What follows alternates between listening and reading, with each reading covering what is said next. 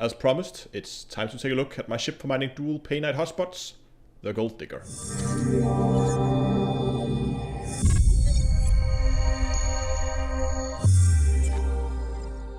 We all strive for the best possible gaming experience, but the importance of a good quality chair is often underestimated. SerectLab produces some of the most comfortable and high quality gaming chairs you can get, so upgrade your commander chair today and fly in style and comfort worthy of the Imperial Cutter. Follow the link in the video description to their store, type in your height, your weight, and it will tell you which chairs fit you for the best possible seating experience. Hello ladies and gentlemen, and welcome back to Elite Dangerous with Down to Earth Astronomy. So, we're going to run over the build, we're going to run over it nice and slow, going to tell you the decisions I've made and also where you can make other decisions if you want to. I'm going to tell you why I made the decisions I have, so hopefully you can either copy the build or you can mirror it over on another ship, depending on what you want. But overall, we're going to have a talk about outfitting a ship for mining at in dual Painite hotspots, which I made a video about a few weeks ago. You can find the more link about it up here. Let's dive right into it and let's have a look at the hard points first. Now, first of all, I have 4 mining lances. Lances, of course, be the power play weapons, so you can't just purchase them off the market. You'll have to join the power play faction and then wait your 4 weeks and do your merits and all that stuff in order to get access to them. Now, the reason why I've gone with these is not because they're particularly faster or anything like that, or they can actually also do damage to ships, but that's not why we're taking these. The main reason why I have these on is because of the 2-kilometer range. Normal mining lasers, if we go in and have a look, you can see here the maximum range for a normal mining laser is only 500 meters. So having that 4 times range on the mining lances is a huge addition to the ship, mainly because I'm using a cutter. So you can see here some of the mining hardpoints are down here right next to the ladder underneath the ship, so that's good, close to the front, perfect. But we also have 2 of the hardpoints situated out here on the wings of the ship. So if we quickly go out so we can see where those would be located, there, that's the hardpoint. Now, if you had a normal mining laser here, have to remember the cutter is just shy of 200 meters long, and we're almost at the back here. So with a 500 meter range, that leaves you just over 300 meters of range out in front of the ship, where you can actually do mining with the lasers, meaning you will have to get right up close to the rock before you can begin to use those lasers. And that's why I find on a cutter specifically, find the mining lances to be very useful. There are many other situations where they're useful. You can begin to mine early when you come into the rock, so you can hit it earlier on. You don't have to go in that close before you start mining. And in many cases, when you're sitting around waiting for your collectors to collect the fragments you've been mining, you can find another rock within 2 kilometers. You can then start mining, and even before you're done collecting for the first rock, you're already halfway done mining the next rock. You can move over and begin collecting those. So overall, they do increase the speed, but they are not mandatory. You can go with other lasers like standard mining lasers. You should try to fit as many as you can use with your weapon capacitor, so your power distributor. But again, you also have to try to balance it with your with the amount of collector limpets you have. There's really no point in having let's say 6 mining lasers if you can mine a rock in a mere seconds, and then you have to sit and wait around for your collectors to collect stuff. On the other hand, it's not a good idea either to have so few lasers that you can't keep up with the rate that the limpets are collecting them, so you will have limpets sitting around idle, not doing anything. So try to balance those 2 out. So ideally, the limpets should be done a little bit after you're done mining, so you have a little bit of time to begin looking for the next rock while they are collecting. So try to balance that out both with your weapon capacitor from your power distributor, but also with the number of collector limpets. Of course, I'll show you how I balanced it on this ship, but if you're doing it on another ship, try to mirror this. You'll have to go out, you have to test this out for yourself to make sure you get that balance right. When it comes to the rest of the weaponry, you are pretty much free to do whatever you like. You can put whatever weapons on here that your power of the ship allows you to, or you can completely not fit weapons. Some people don't fit weapons on mining ships, and that's completely fine. You don't really need them. Some you can just run away from any NPC pirates that may come around. I like to have the weapons so I can actually kill them, because if I, in some rare situations, have to log out the middle of a mining trip and then come back, if I lose connection, for instance, and then when I log back in, new NPCs will spawn, and if I have my cargo full of mining materials, well, they'll begin attacking me, and no running away seems to stop them. So they'll just keep chasing you down. Utility mounts, again, this is really all optional stuff. I gone for a heatsink launcher and then a lot of shield boosters. Pretty standard layout here. I can't even remember the exact combination I have. This one's resistant augment. I'm gonna put a link so you can go and see the full build in there. This one resistant, pretty much a battle ready ship. But again, that is not necessary. A heatsink is probably a good choice, just in case. I mean, if you begin to overheat on a star, then if your cargo hatch take damage, then you'll begin dropping fragments into space, and that's not really what you want to do. Just venting all your profit into space. So a heatsink is probably a good idea. When it comes to the core internals, just keep the lightweight alloy. I've engineered this with the heavy duty and deep plating, just for extra hit points. Again, not necessary, but why not? Power plant in this case has overcharged 5 and thermal spread. You can see I have quite a bit of headroom on my power, so I could probably fine tune this a little bit. Try to keep it so that you are close to your 100%. Again, I got way over, and then for the rest, try to get as good thermal characteristics out of your power plant as you possibly can. Thrusters, I've decided just to derate them. This is mainly because we don't need a ton of speed when we're out in the rings, because you want to drop into very dense areas. You're not moving that much, and I'm always flying my cargo hold open anyway, so if I really needed speed, I will just close the cargo hold and I'll get all the speed I need out of a ship like the cutter. So I've gone with a derated and given it a pretty standard dirty drive, drag drive engineering. So again, this is really up to you. Some people would never undock a cutter without an A-rated set of thrusters because of the poor handling of the ship if you don't. But for me, it's okay. I mean, the ship drifts a little bit more, but again, this is one of the choices you can do. You could upgrade this. I would have the power headroom to do it. So again, there's an option here what you want to do with the thrusters. In this case, I've gone with a little bit more jump range. Of course, as high as you can, best in class frameshift drive, and this is no surprises here, with an increased range and a mass manager for even longer jump range. Derated and lightweighted life support and sensors. Also derated my power distributor, and this is where I'm going to talk about that balancing. So we don't really need that much in terms of recharge for your systems and for your engines. As I say, when I mine, I always just keep my cargo hold open and never close it, not even removing between rocks.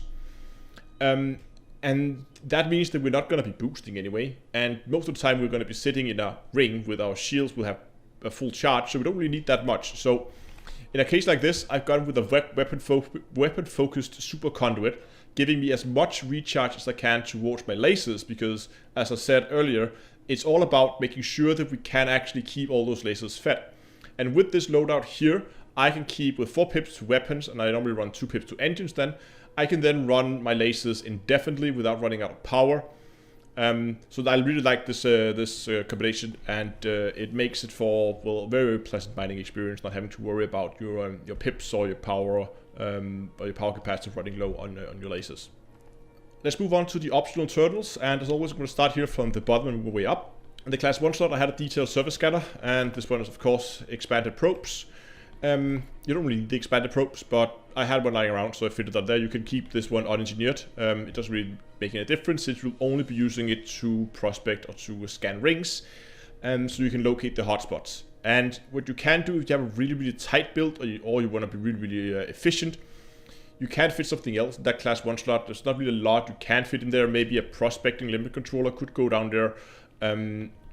If you want to fit something in a grade 1 slot and it's not a detailed surface scanner, or if you have multiple grade 1 slots on your ship, I would recommend a 1A prospecting limit controller. Always A-rate. Always A-rate, because if you don't go A-rate, you get less fragment, you get less money. So always go A-rate on your prospector. Class 1 or class 3. So pretty much a 1A or 3A. I wouldn't go higher than that. That should be sufficient.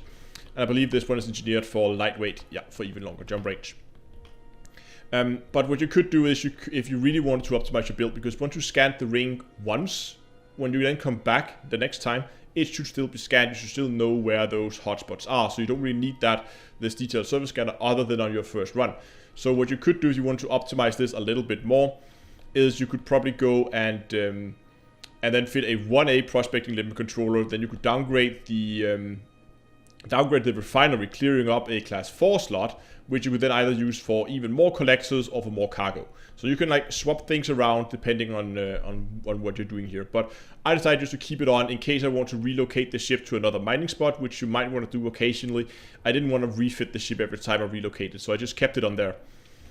When it comes to the refinery, it's not really important which refinery you fit on here. I fitted a 4A because, well, I had the spot, the next available spot was a class 4 slot. But again, we are only going to be worrying about Painite, so we only really need one bin. So any refinery will pretty much do. It is nice though having those extra bin counts. This kind of acts like an extra cargo hold, so I can act 10 extra tons of cargo because I can fit up the 10 bins with materials. Of course, my cargo will be full, but those bins will then be emptied once I sell my first batch. So I just have to sell over 2 batches, which is just fine.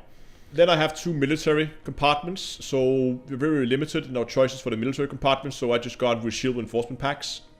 If you have military compartments of the ship you're building, then I recommend you use those. If not, I wouldn't recommend fitting shield reinforcement packs. They're not needed. So next up, we have a rather interesting module, the Guardian FSD booster. Of course, giving me a class 5 one, giving me just over 10 light years of extra jump range. Now, some would say a fuel scoop would be better. That's really up to you what you want to do. This build doesn't have a fuel scoop. And I find that I have plenty of fuel to both make it to my mining spot and back to the cell station, and even have enough time to run around on there and spend fuel while I'm mining, and still have like about a half a tank of fuel when I come back. So I'm never in any risk of running out, at least where I'm mining. But if your mining spot is further away from where you're planning to sell, or if the ship that you're building is more has a shorter latent jump, total latent jump range, then or not jump range, but reach before you run out of fuel, then you might consider going with a fuel scoop somewhere you build. And if you're going for a fuel scoop, well, then you might not want to fit a FSD booster, because jump range, well, it's nice to have, but it's not that important. And now we come to some of the more important modules. And as I said, here we come to the collector limpets. Fit B-rated collectors. Always B-rated collectors. As you said, all of these are again lightweight engineered. And the reason why we go with B-rate, let's see if they have any A-rate. They do, okay, well, they have them here. We can see the difference. You can see here that the A-rate has way longer lifetime than the B-rated one does. This one has 720 seconds lifetime. Here we only have 420 seconds lifetime. But the B-rated has longer range. Here we have 1.2 kilometers, and up here we have 1.4 kilometers. I believe the 5 Bs that are running now has even more range. Yeah. So in this case, I would really recommend that you go, and I've thought about this a lot, I really recommend you go for longer range rather than longer lifetime, because we have so much cargo. You should have so much cargo in your ship that you just fill it up completely with limpets. You're not going to run out. I'm always jettisoning anywhere between 50 and 100 limpets on a mining trip. So there's really no reason for me to have that extra lifetime out of my limpets. I would much rather have that extra range that the B-rate one offers, allowing them to pick in from longer range. That's always nice.